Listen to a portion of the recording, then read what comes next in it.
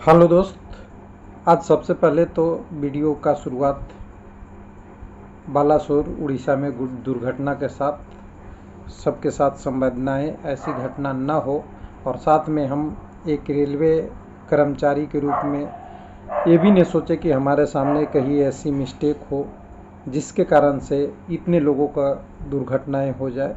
हमें अपनी निष्पक्षता और अपनी सारी मेहनत ऐसे करनी चाहिए जैसे रेलवे की नाम अच्छा से चले और हम भी अपना काम अच्छे से नौकरी के रूप में कर सकें। लेकिन जो भी घटना है, दुर्घटना बहुत भयानक है।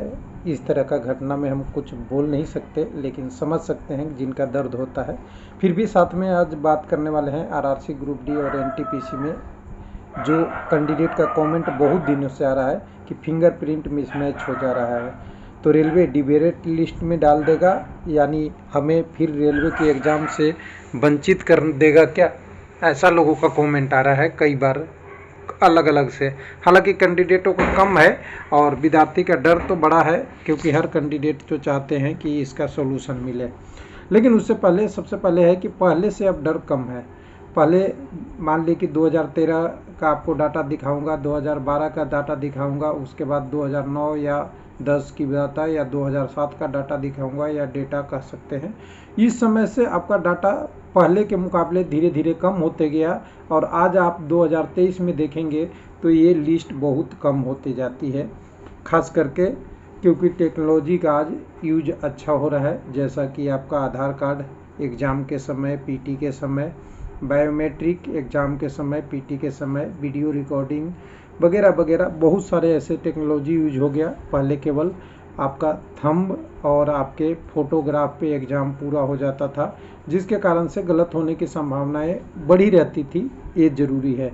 लेकिन अभी जो कैंडिडेट का फिंगर मिसमैच है उनको बिल्कुल एक मौका मिलता है, ऐसा नहीं सोचिए। और मौका नहीं मिलता, मौका मिलने के बाद कैंडिडेट नहीं जाता है, तब उनका लिस्ट जाता है कैंडिडेचर कैंसिल में।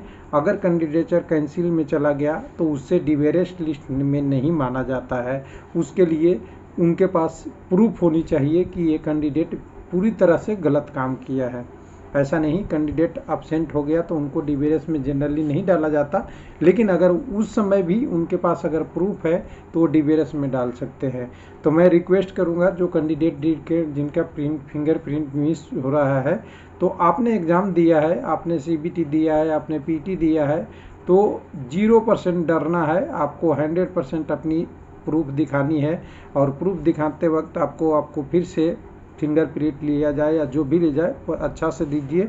और साथ में अगर कहिए कि कोई ऐसा टेक्निकल इशू हो रहा है किसी का फिंगरप्रिंट में, जो फॉरेंसिक या बाहर के लोगों ने जांच कर रहे हैं उसमें भी नहीं आ रही है, तो आपके पास वीडियो रिकॉर्डिंग का सहारा ले सकते हैं। आपका थंबनेल के अलावा आपकी जो आधार कार्ड वेरिफिकेशन है एग्ज़ाम सेंटर का, वहाँ से आपने कैमरा से दिखा सकते हैं। ये सब चीज़ें पॉसिबल है। हाँ, इसके साथ साथ कुछ लोगों का एक इशू है कि 2 आरआरसी में एग्ज़ाम दे दिए हैं, उनके लिए थोड़ा सा दिक्कत है।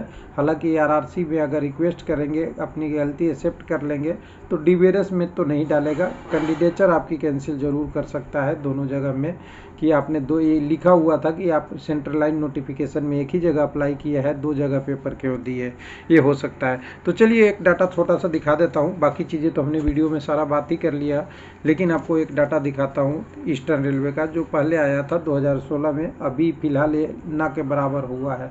ये 4 एग्ज़ामों में 1833 ईस्टर्न रेलवे आपका, ईस्टर्न साउथ आपका कहते हैं ECR, या कह सकते हैं ईस्ट सेंट्रल रेलवे है। ECR में बोल रहा था, सी लिख दिया हूँ मैं, पहले ये होगा ECR।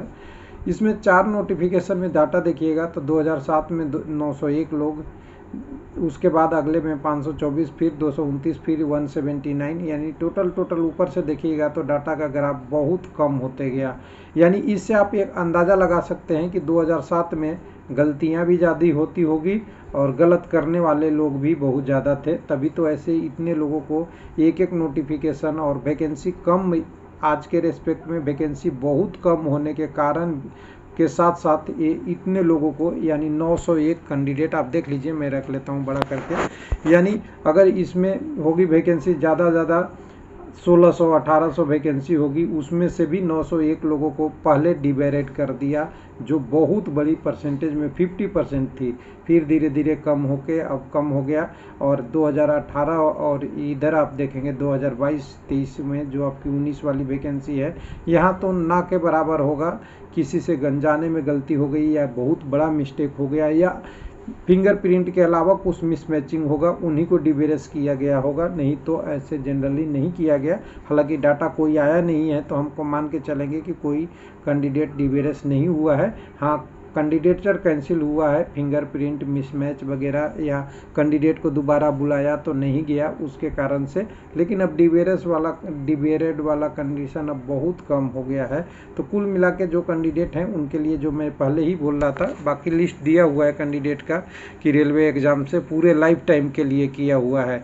तो कुछ लोगों का सवाल उठता है कि डिवेरेड कितने प्रकार का होता है। तो देखिए, रेलवे ऑफेंस देखता है कि किस प्रकार का है। माइनर मिस्टेक है तो आपको कैंडिडेचर करके ही छोड़ देता है। पहला कंडीशन में आपका कैंसिल कर देगा कैंडिडेचर। दूसरे कंडीशन में क्या होता है, छोटा सा एक कुछ बोला जाएगा कि नेक्स्ट वैकेंसी में आप अप्लाई नहीं कर सकते या ग्रुप डी में अप्लाई नहीं कर सकते, कुछ इस तरह का आ जाता है।